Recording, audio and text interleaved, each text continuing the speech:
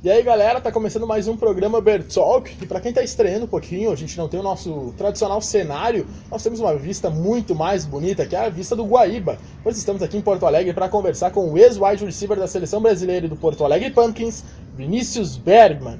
Vinícius, é um prazer tê-lo aqui no programa Bertalk, mais um grande convidado aqui conversando com a gente. Pra quem não te conhece muito bem, não participou muito nos últimos anos aqui do futebol americano do nosso estado, quem é o Vinícius Bergmann, ex-atleta da seleção brasileira? Eu fundei o Pumpkins junto com amigos, né? Nós fundamos o Pumpkins em 2004 para 2005. Começamos a treinar com mais jogadores e fazendo treinamentos mesmo com o intuito de virar um time em 2006. Joguei muitos anos no Pumpkins, fui convocado para a seleção brasileira 2 vezes. Tive a honra de jogar contra o Chile em 2011, fevereiro de 2011, se eu não me engano. E joguei também no Pumpkins, voltei para o Pumpkins em 2016 para encerrar a carreira na minha casa, digamos assim. Bom, tá começando mais um programa Obertalk. Fica ligado, não se esqueça de acessar www.portalobertime.com e também de curtir nossa página lá no Facebook, facebook.com/portalobertime. Roda a vinheta!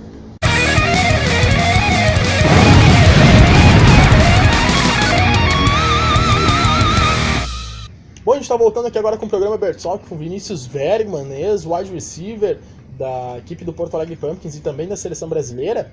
Bom, Vinícius, como é que tu conheceu o futebol americano? Tu comentaste que foi um dos fundadores do Pumpkins. Eu acho que é o time mais antigo aqui do nosso estado, né, o Pumpkins. Era, porque acabou, né, mas com certeza foi o primeiro time do Rio Grande do Sul. E como é que tu conheceu o esporte? Eu conheci o esporte no final de 2003 para 2004, quando um grande amigo meu, Carlos Augusto Pessoa de Brum, na época do colégio, começou a levar a bola de futebol americano, porque ele viajava muito para os Estados Unidos e gostava já do esporte, assim, começou a gostar aos poucos naquela época, e levava a bola pro colégio. A gente começou a jogar sempre sem saber muita regra, a gente começou a ver as qualidades de cada um. O Carlos Augusto era mais forte, o Daniel Romanenko lançava a bola muito longe, muito forte, eu corria bastante, sabia pegar a bola. Começamos a nos interessar, depois do colégio continuamos jogando numa quadra essa de futebol 7, e foi bem com o Orkut junto. E aí começamos a conhecer outras pessoas que gostavam do esporte, começamos a nos interessar mais e mais. Foi mais ou menos dessa forma. Bom, e basicamente por isso que tu conheceu o futebol americano. Por que praticar, então, o futebol americano por tanto tempo depois? O que te pegou, assim, no esporte? O que pegou foi essa sensação de time, porque a gente, quando começou, não tinha o intuito de fazer um time, mas aos poucos a gente foi vendo quantos participantes tinham, como estava ganhando mais força, e a gente jogando bem e se destacando dentro da equipe. Isso dá uma vontade maior de jogar, de praticar uma coisa que a gente sabe fazer bem. E a paixão foi crescendo, assim, quando a gente botou o nome do time, fez um uniforme, descobriu que tinha outras equipes para jogar contra. E aí todo esse senso de equipe, assim, que com certeza sabe como é que é, já participou de outras equipes. Então uma sensação de time, assim, vai crescendo dentro da gente, vai crescendo dentro do time. E levou aí a 12 anos dentro do futebol americano. E tu comentaste que conheceu o futebol americano na escola, né? Foi um colega de escola. Com quantos anos você começou a jogar? Tinha 16, 15 para 16. Então quantos anos agora? Tô com 30 anos. E como é que foi esse processo de criação do Pumpkins? Como vocês pararam pra pensar assim vamos montar um time para jogar de forma competitiva? De onde surgiu o nome? A gente sabe que o time foi criado no dia 27. 31. Eu sou péssimo com datas comemorativas de fora. Mas o nome veio somente por causa dessa data que foi criado. Isso. Foi uma ideia assim, que a gente gostou da combinação de cores, laranja com preto. Uma ideia assim, é meio esquisito o nome Pumpkins. Hoje pra mim tá muito já internalizado, mas assim, qualquer pessoa que ouve Pumpkins acha meio esquisito o nome, principalmente quem é de fora, ouve Porto Alegre Pumpkins, fica uma coisa meio estranha. Mas o nome é por causa disso, por causa do Halloween. E formar o time foi um processo assim, bem legal de lembrar, porque foi muito orgânico. A gente começou a praticar o esporte, se apaixonou pelo esporte cada vez mais. E foi descobrindo, depois da paixão pelo esporte, descobriu que tinham outras equipes, que existia alguma estrutura assim, para se jogar contra as equipes. A gente teve uma sorte enorme de ter o Hernani Costa Valério, que participou da fundação do Panzers, fundação do Black Knights, de Ponta Grossa na época.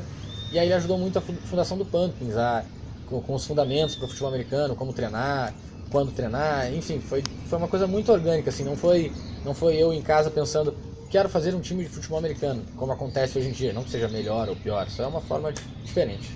E quantos participaram mais ou menos desse processo? A criação realmente foi eu, o Carlos Augusto e o Daniel Romanenko, que fundamos o time. mas logo em seguida, nos primeiros dias do Pumpkins, veio o Cícero Schiavini e o mexicano, o Jezreel Melo.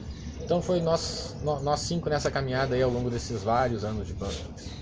E a partir desse momento vocês começaram a ter jogadores, de fato, né? Quantidade de jogadores para conseguir desenvolver uma equipe. E com 3 caras é difícil, né? Ah, claro. Não, mas isso foi desde o primeiro treino, porque a gente praticava o esporte dentro desse campo de futebol 7, com muitos jogadores, a gente foi vendo que tinha cada vez mais gente, e de novo, aquela coisa do Orkut, todo mundo querendo entrar, querendo participar, a gente viu, poxa, a gente tem 35 pessoas para jogar esse esporte, como é que a gente vai fazer, como é que a gente vai organizar? A gente passou a jogar na ESEF, lendária ESEF aqui do Futebol Americano Gaúcho, e começamos a organizar, então, time 11 para cada lado, ninguém sabia muito as regras, mas fomos aprendendo todo mundo junto e tal. E desde do primeiro dia do Pumpkins, assim, de fato, Pumpkins, nós tínhamos já 20 e poucos jogadores, e como a gente sabe bem, início de ano sempre tem muito jogador em time, né? Depois que passa pelos períodos de gente faltando, enfim. Mas esses altos e baixos acontecem em todo time. E a partir de que momento o Antônio Freire entrou na equipe? E como é que foi esse teu trabalho com eles? Vocês chegaram a jogar juntos? Chegamos a jogar junto, mas eu não participei da entrada do Antônio Freire, porque eu saí do Pumpkins em 2013, final de 2013, que eu machuquei o joelho, eu fui morar no Rio de Janeiro. E depois disso, se eu não me engano, não sei, se 2014 ele começou a treinar no Pumpkins. E aí eu fui jogar com ele em 2016, só quando eu fui encerrar minha carreira lá com eles. Então eu não cheguei a participar dessa entrada dele no time, não. Bom, e voltando um pouquinho novamente agora na história, a gente conheceu, a gente até fez um especial de 10 anos do Porto Alegre Huskies, que é uma espécie de time de base do Pumpkins. Como é que foi esse processo de formação de novos atletas? E tu te enxerga participando da criação desses novos atletas pro esporte? O Huskies era um projeto do Maicon, do Maicon, se não me engano. Conhece o Maicon? Sim.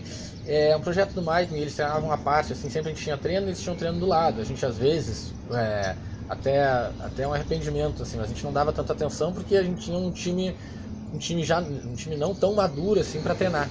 Que era o Pumpkins no caso, então sempre recebendo novos atletas, tinha que dar atenção para os atletas do time principal.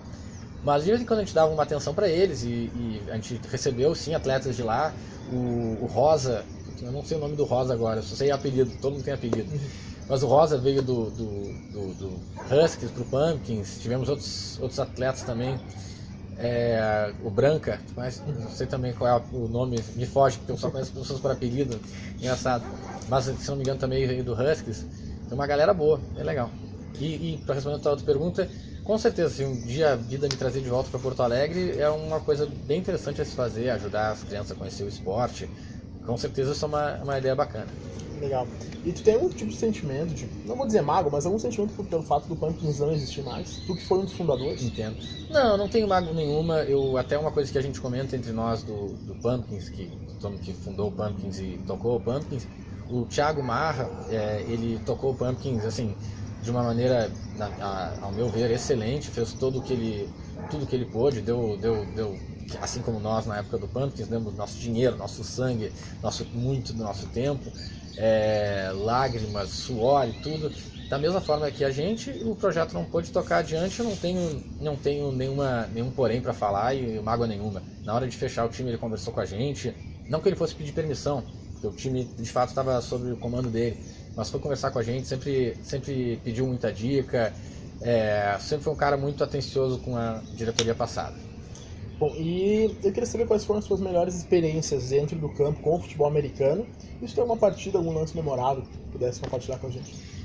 Olha, tenho vários, assim, tenho muitos momentos memoráveis.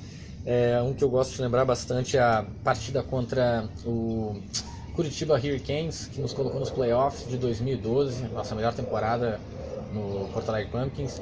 Foi uma partida que eu interceptei 2 passes e o passe final para encerrar a partida nos últimos segundos foi um passe que eu interceptei para fechar o jogo. Então foi um momento muito emocionante pro meu no esporte, assim, e pro Pumpkins estando pela primeira vez nos playoffs. Como é que foi o processo da tua ida fora aqui do Pumpkins para os times lá do Rio de Janeiro? Tu comentou que foi morar lá e tudo mais. Sim. Passou um tempo no Patriotas, jogou no Flamengo também. Como é que foi esse processo? Foi um processo, assim, pra mim, agora olhando pra trás, um pouco complicado. Tava voltando de lesão do joelho, tive vários problemas no meu joelho, não só a ruptura do LCA, mas também falta de cartilagem ruim no joelho, me tirou muito da explosão. Então não tive uma atuação destacada nenhum desses dois times, assim, os times excelentes, técnicos excelentes, jogadores excelentes, treinei com lendas do esporte mesmo, mas não tive atuação destacada, não foi algo que eu possa mergulhar como foi a passagem pelo Pumpkins. Bom, e naquele período, tu, mesmo não tendo jogado, com problemas de lesão, tu presenciou muito de como é que eram esses times. Sim, Quer saber, a diferença técnica era muito grande naquele período dos times do Rio de Janeiro em comparação aos gaúchos? Sim, eu vi muita diferença, assim, não vou falar mal dos times gaúchos, não tenho essa intenção, até porque o Pumpkins foi um deles durante muito tempo, mas a diferença é muito grande, Até foi uma conversa que eu tive quando eu voltei pro Pumpkins, com o Coach MacArthur, quando eu voltei pro Pumpkins, porque no Rio de Janeiro eles se preocupam muito com a questão física e são todos, assim, de fato atletas do esporte, tem muito professor de educação física jogando, são formados em educação física, então são todos muito rápidos, muito mais fortes do que tudo que eu vi na minha época de Pumpkins antes e depois de voltar. Nesse período todo, como é que chegou até a seleção brasileira? Cheguei na seleção brasileira no final da temporada de 2010. Agora, é engraçado que hoje as datas são meio confusas na minha cabeça, porque tantos anos jogando, tantos jogos, acaba tudo se confundindo. Mas, se eu não me engano, foi no final da temporada de 2010, ou até 2011, agora não lembro. Mas cheguei na seleção porque foi muito interessante, porque teve uma votação entre os times, não votação, né, mas os técnicos pedindo dicas de quem ser convocado. Foi a primeira, além da convocação de 2007, que não foi uma convocação, foi mais a galera que jogava. Enfim, foi uma coisa um pouco mais democrática, assim, mais organizada, é a palavra correta. Essa convocação de 2011. Foi interessante que os outros times foram falar para os técnicos que tinham que chamar o 88 do Pumpkins. Foi uma coisa que eu lembro que na época me deu bastante orgulho, assim, porque mesmo a gente jogando muito mal, a gente não teve nenhuma campanha boa entre 2010 e 2011, o meu nome foi citado. Eu tive um jogo muito bom contra o Crocodiles no nosso primeiro jogo de shoulder pads e capacete, que eu tive 11 recepções, recebi com uma mão na chuva, 2 passes com uma mão. Pra mim é muito bacana de lembrar disso, né? Então foi mais ou menos por aí que eu fui parar na seleção, assim, com esses vídeos que saíam. Até tinha um atleta que eu lembro muito bem dele no training camp, que ele falou assim: poxa, você que é o Bergman e tal, porque ele viu uns vídeos, achei super legal, um cara que eu já gostava de ver os vídeos dele. Então uma coisa que eu lembro com muito carinho. E aí a gente fez um tryout, um peneirão lá, digamos assim, peneirão lá em São Paulo, para depois ter o corte para convocação para Foz do Iguaçu contra o Chile. Bom, eu queria saber se tem alguma história bacana, alguma história de bastidor que pudesse contar desse training camp, dessa tua passagem pela seleção para o público. Porque a gente, muitas vezes, como a gente não tem muitos jogadores gaúchos sendo convocados, a gente tem pouco contato com a seleção brasileira, muitas vezes. Tem alguma coisa diferente que acontece? Tem, assim, uma coisa que me chamou muita atenção na época foi a integração entre os times.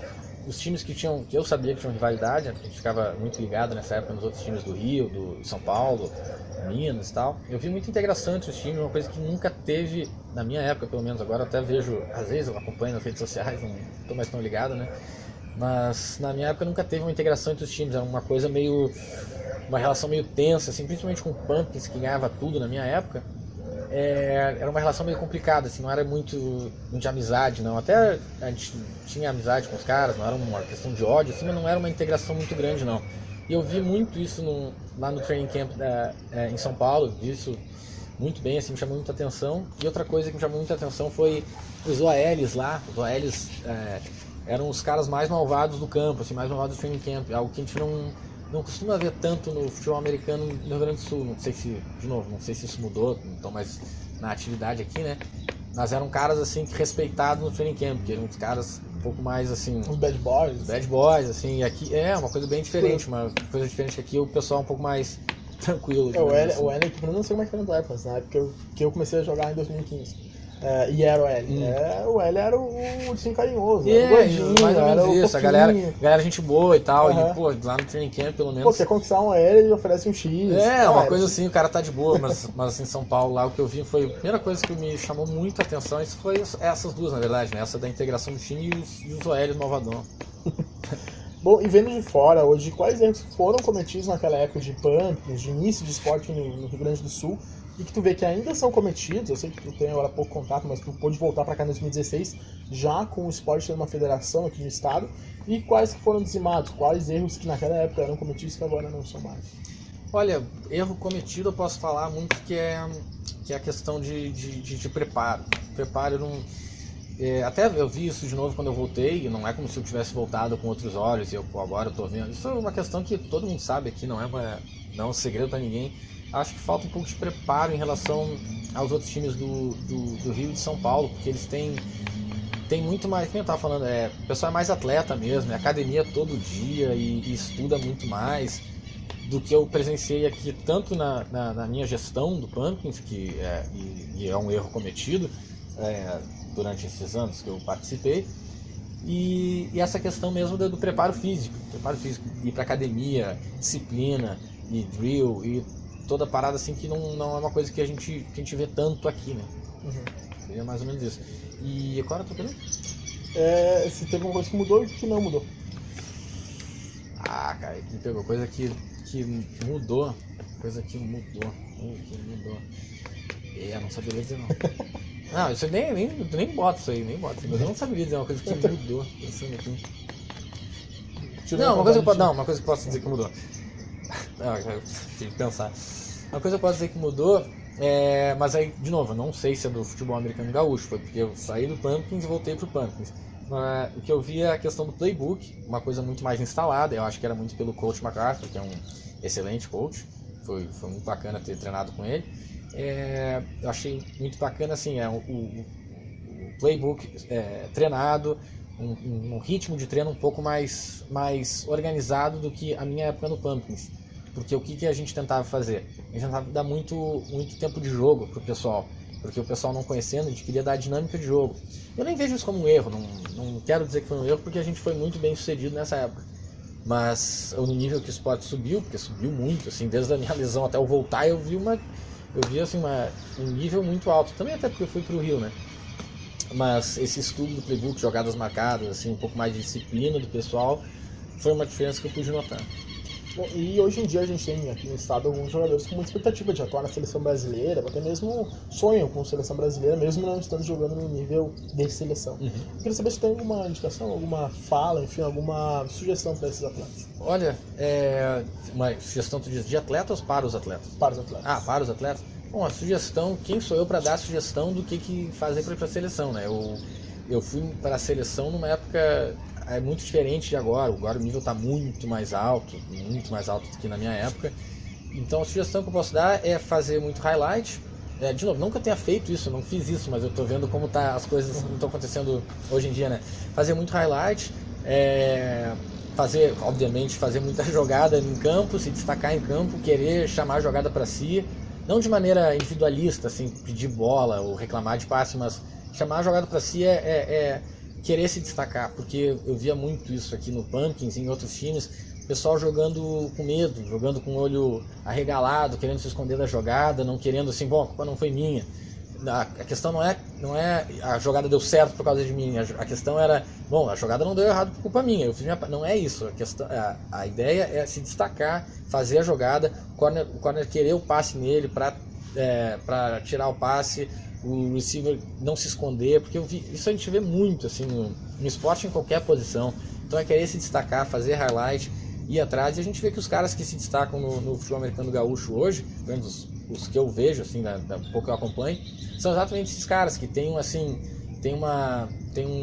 nível de confiança neles muito alto e sabem que podem entregar. Não é um cara assim que, pô, ali não, tô aqui, eu tô participando. Não, é o cara, pô, chama comigo. Aí isso tu vê bem claro. Chegou a jogar com o Boni na época do Pumpkins? Joguei com o Boni. E como é que era esse trabalho de vocês dois? Eu joguei com o Boni antes de sair do Pumpkins, antes de deixar o Pumpkins, ele já participou do time, e aí eu acho que ele saiu e depois ele voltou. O Boni é um cara que, por isso que te perguntei se eu tinha sugestão para dar para os jogadores ou sugestão de jogadores para dar para a seleção. Porque eu vejo sim, que ele é um cara que chama essa responsabilidade. Ele é um cara sensacional, ele é se eu pudesse dar uma sugestão para a seleção, entre as que eu poderia dizer, ele com certeza é um deles, é um cara que chama a jogada, que quer ganhar, é um cara sensacional, dentro e fora de campo. Não que eu seja muito próximo, amigo muito próximo dele, mas o pouco que eu atuei junto com ele, vi que é um cara sensacional, quer se destacar, bem esse perfil que quer fazer jogada. E eu falei pra ele no meu último jogo pelo Pumpkins, falei pra ele que ele tá jogando melhor do que eu já joguei no Pumpkins. Então é um cara que tá num nível muito alto e espero que ele continue assim. É uma pena que ele esteja no Gorillaz, não no Armada, mas é isso aí, todos para ele sempre. Bom, e agora uma pergunta um pouquinho mais polêmica, que vamos ver se vai cooperar e vai gerar polêmica. Tranquilo, não é comigo. Deu pra perceber. Não, mas eu falei do Boni, eu falei, pô, sério? Tá. Bom, a pergunta basicamente era a seguinte, muito se fala que tem uma panelinha dos atletas irem pra seleção, é o amigo do Sandro Fulano, outro amigo do coach. A gente vendo aqui do Rio Grande do Sul, principalmente, a gente vê o Vinícius Sanon hoje em dia sendo convocado, mas é porque ele já era também convocado um tempo atrás. A gente tem hoje no Rio Grande do Sul bons times na Liga Nacional, na BFA, e às vezes os atletas não são lembrados. Tu acredita, ou tu pode perceber alguma coisa, notou alguma coisa no teu período na seleção que pudesse confirmar essa hipótese de que há uma panelinha? Não, olha, é uma coisa meio ovo ou a galinha. Quem veio primeiro, porque assim, dá pra perceber, panelinha é uma palavra sempre com uma conotação ruim. Parece tipo assim, é um grupo fechado que nem entra ninguém.